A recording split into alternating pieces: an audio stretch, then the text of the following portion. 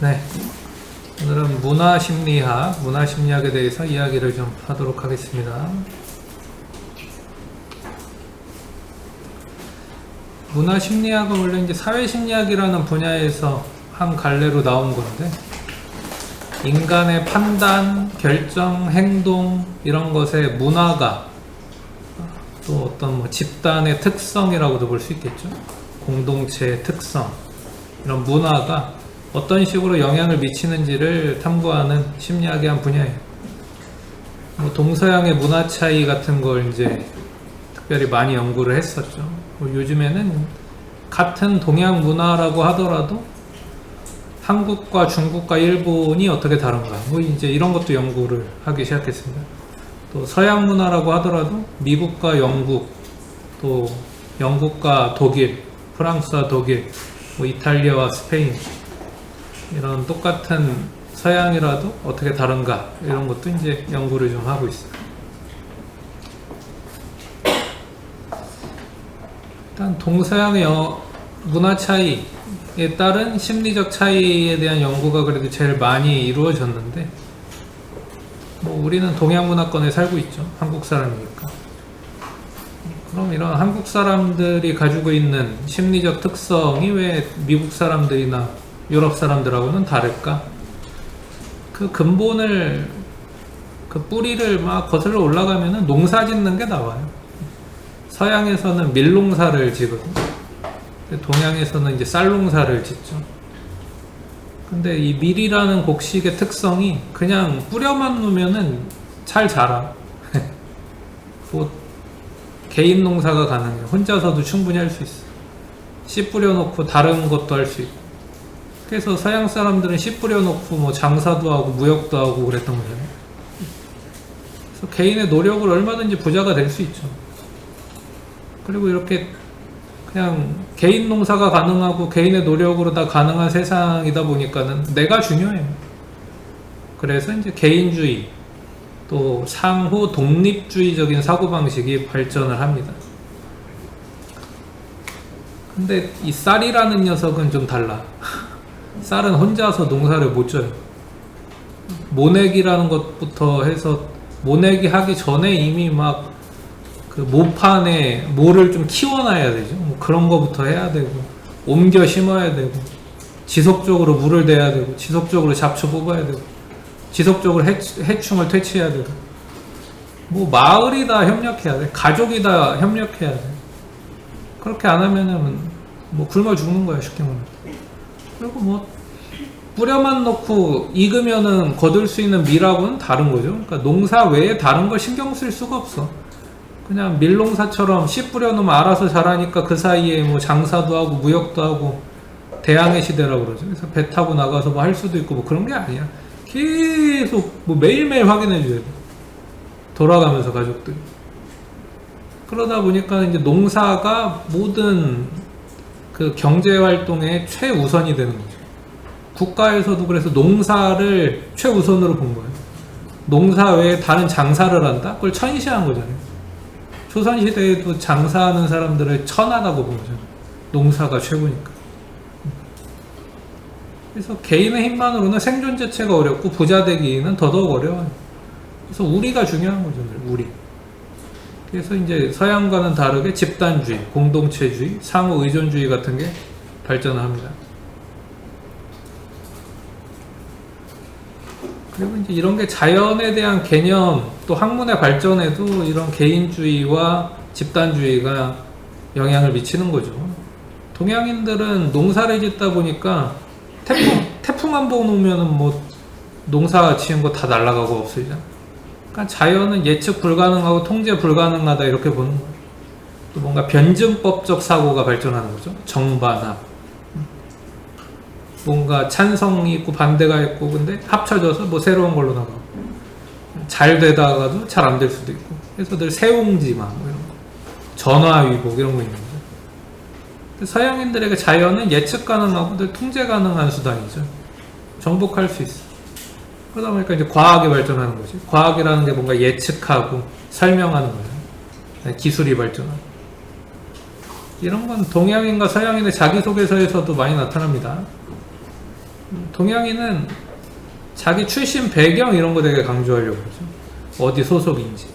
여러분들도 자기소개 시작하면은 저는 뭐 창조고 몇 학년 몇 반 뭐 이렇게 할 거예요.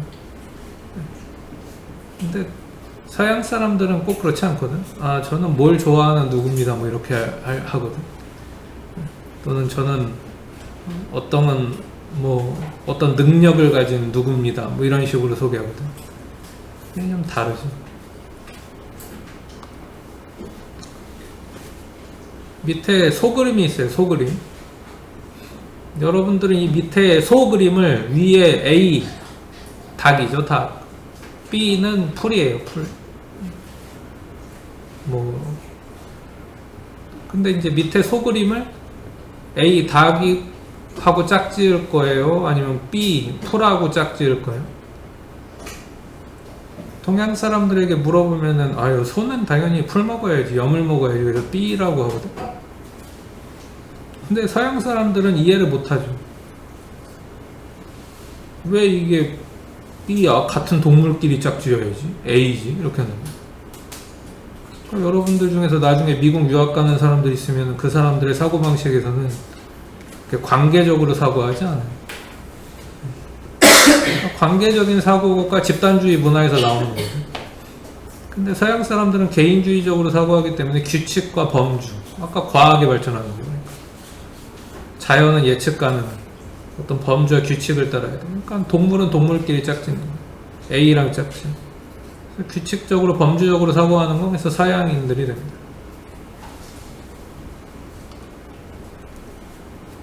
밑에 뭐 일종의 해바라기 비슷한 그림이 있죠.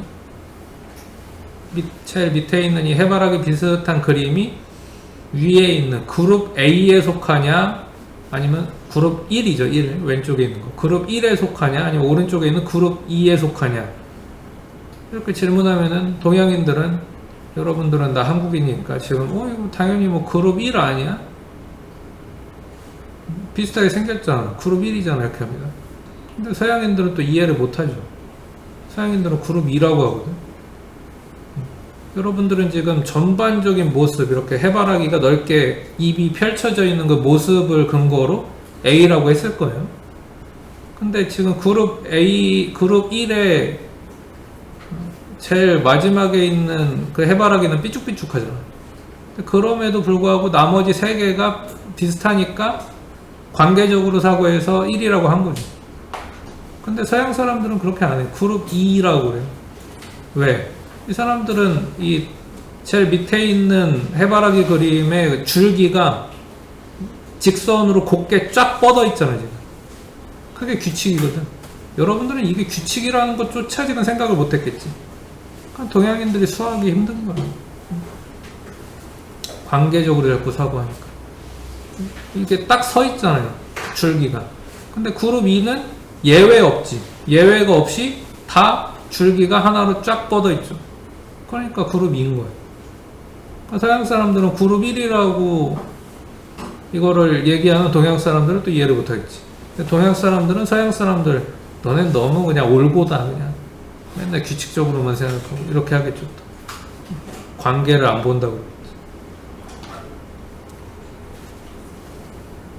동양 사람들한테 이런 그래프를 보여주고서 이 그래프가 계속 상승할 거냐 아니면은 다음에는 좀 하락할 수도 있을 거냐 라고 물어보면은 뭐라고 대답하느냐.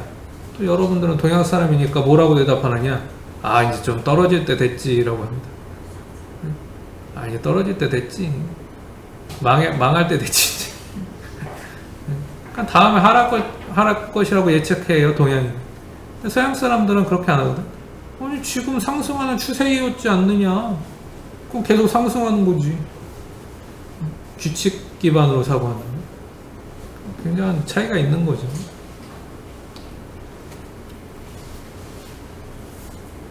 그리고 나와 내 주변의 친구, 또 엄마, 형제, 이 사람들이 나랑 얼마나 포개져 있느냐, 이런 부분에 있어서 여러분들은 오른쪽이에요. 셀프, 나는 내 친구들하고도 뭔가 겹쳐 있고 막 얽히고 설켜 있고 엄마랑도 막 얽히고 설켜 있고 브라더와도 다 얽히고 설켜 있다고 보는 거지. 이게 동양적 사고야. 오른쪽 거. 셀프가 다 내 주변 사람들하고 얽히고 설켜 있지. 근데 서양 사람들은 내가 되게 독립적이죠. 날 중심으로 내 주변 사람들의 원을 그려봐라 그러면은 친구는 나랑 아무튼 가까이 있는 원일 순 있어도 포개지진 않아요. 교집합이 있다고 그리진 않아요. 심지어 엄마도 나랑 제일 가까이 있는 원일 순 있어도 포개지진 않아요. 내 형제자매도 나랑 가까이 있는 원일 순 있어도 포개지진 않아요. 근데 동양 사람들은 다 그냥 얽히고 설켜 있죠.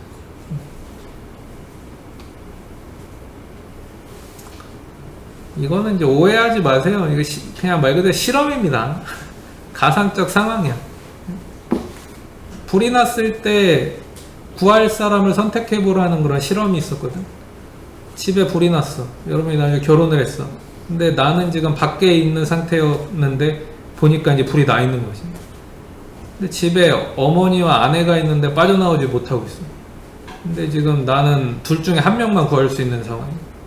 어머니를 구할 거냐, 아내를 구할 거냐. 동양인들은 뭐 거의 뭐 100% 엄마 구한다고 합니다. 그 엄마가 나랑 포개져 있잖아. 혈연적인 근원이잖아. 아까 내 정체성하고도 연결돼 있었잖아. 교집합이 있었잖아. 그러니까 가족주의가 발동해서 엄마를 구하는 거야. 근데 서양인들은 아내를 선택합니다. 왜? 엄마는 내가 고르는 게 아니잖아. 좀 잔인하게 들리나요? 근데 서양 사람들은 그렇지 않아요. 이게 잔인한 얘기가 아니야. 그냥 사고방식의 차이인 거지. 엄마는 내가 고르는 게 아니잖아. 근데 아내는 내가 골랐잖아. 내 선택이잖아. 그러니까 내 선택을 내 정체성이라고 보는 거예요. 그래서 아내를 구한다고 하죠.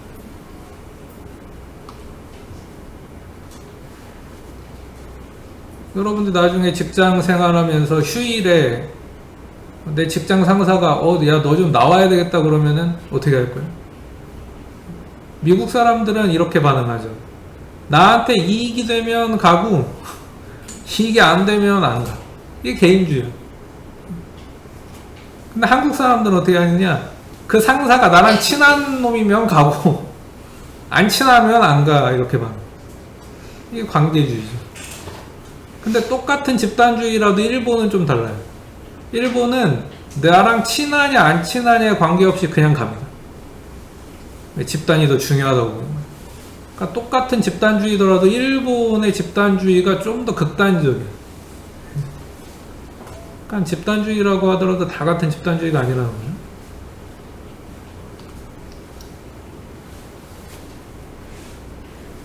근데 이제 이러한 동서양인의 차이가 최근에 이제 행복의 차이로도 많이 나타나는데 아쉬운 얘기지만 전반적으로 개인주의적인 서양인이 동양인들보다 좀 행복한 걸로 많이 나타나죠. 이 동양의 집단주의 문화는 집단에 대한 희생을 강요하기 때문에 그런 것 같아요. 동양의 집단주의는 개인의 행복을 막 추구하는 거를 약간 이기주의자라고 낙인 찍을 수도 있잖아요. 그래서 좀 그런 것 같기도 하고. 또 동양인의 집단주의는 다른 사람들의 일에 막 지나치게 간섭하면서 스트레스를 줄 수도 있죠. 너 그렇게 살면 안 돼 그러면서 자꾸 간섭하는 사람이 많아. 꼰대 문화 같은 거. 근데 이제 서양인들은 이런 게 없어서 좀 더 행복하다는 연구들이 많이 나오고 있어요. 동양인들이 서양인들보다 성격의 특성들 중에 신경증 성향이라는 게 있거든. 뉴라티시즘. 이 신경증 성향이 강하다, 정서적으로 그러니까 안정되어 있지 않다는 뜻이에요. 정서적으로 안정되어 있지 않고 근심, 걱정, 불안이 많다라는 연구들도 많이 있어요. 당연히 그러면 뭐 행복하지 않겠지. 걱정, 근심, 불안이 많으니까. 근데 왜 동양인들이 서양인들보다 이 걱정, 근심, 불안이 더 많으냐? 관계 문제로 신경 써야 되는 게 더 많다는 얘기야. 나만 잘 먹고 잘 살아서 되는 문화가 아니기 때문에.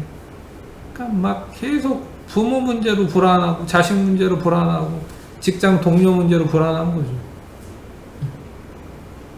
그래서 모르겠어요. 이건 뭐 행복을 위해서만 생각한다면은 약간 서양식으로 사는 게 좋을 수 있다. 개인주의적으로. 자, 이렇게 문화심리학을 좀 살펴봤습니다.